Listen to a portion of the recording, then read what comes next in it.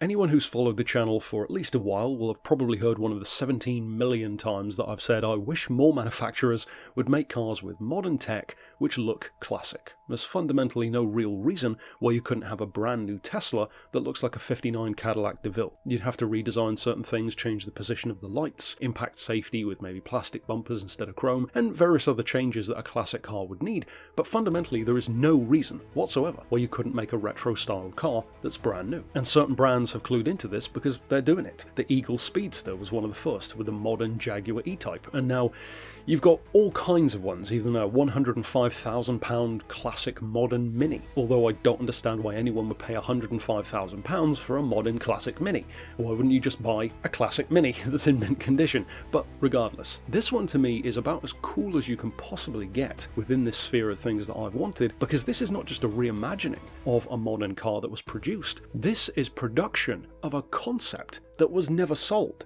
In fact, it dates back all the way to 1969 at the Turin Motor Show, where a Gandini design, of all things, for Bertone, based on the Autobianchi A112, called the Runabout, debuted. Again, 1969. It was based on a Fiat platform, the 128 in particular, rear engine, rear drive, a whopping 50 horsepower from that 1.1 litre engine, and incidentally, not only is it very Lancia Stratos-esque in its shape, but also it directly inspired Fiat's own X19, itself a very sought-after classic. This modern version, which is being called the Bertone Runabout, has a couple of very cool implications, because for one thing, they're aiming to have these starting production around 2026, so not really that far away, all things considered, with a price before related taxes of about €350,000. Maybe I've just become accustomed to high prices, but that doesn't actually seem as crazy as it easily could be, especially when you compare that to the 100 grand Mini Restomod, which I referenced earlier on. And what do you get for your money? Well, you get a modern version, which is about as close to looking like that classic car as you can possibly get. Two different forms, a full-on open-top barchetta and a Targa top with those removable panels for those alternate looks. Engine-wise, of course, it's not a 1.1 litre Fiat motor anymore,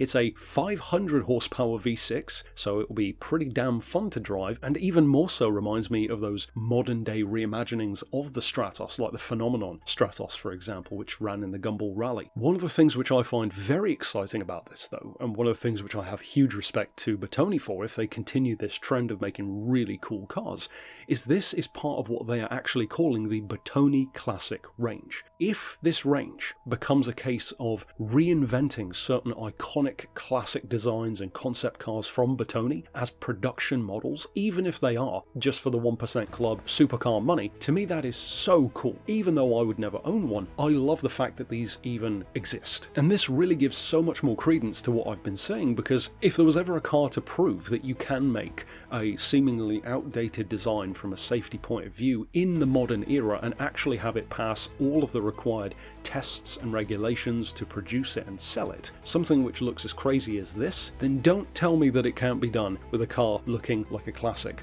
on an electric platform. And of course some manufacturers are starting to try, the Renault 5 for example, and a few others, but I want more of this. I want cars that are actually interesting again, not just the same old iPhone with a steering wheel which most electric cars for example are going for. In fact, it reminds me of a thought I had the other day. It seems to me that the majority of mass production cars, not counting supercars and sports cars, and unfortunately this does apply to some performance cars as well, the new Ford Focus ST for example was one of the most abysmally boring designs I've ever seen. To me, most modern cars these days look like, even if they aren't electric, they may as well be. They're just that level of boring. To go back to the positive stuff though, to me this is a very cool car, and of course I'd love to hear your thoughts down below. It also kind of reminds me of a way more attractive version of the Bulgari Vision GT, of course, which we have in Gran Turismo. I'm sure for many of you probably had a similar idea, and there were quite a few of these kind of wacky wedge designs back in the 60s and particularly the 70s, so of course cool to see it come back. I'm really curious to see what they do in other forms. Of course this would never happen, but imagine if we got a modern interpretation of a Bertone Genesis, the Lamborghini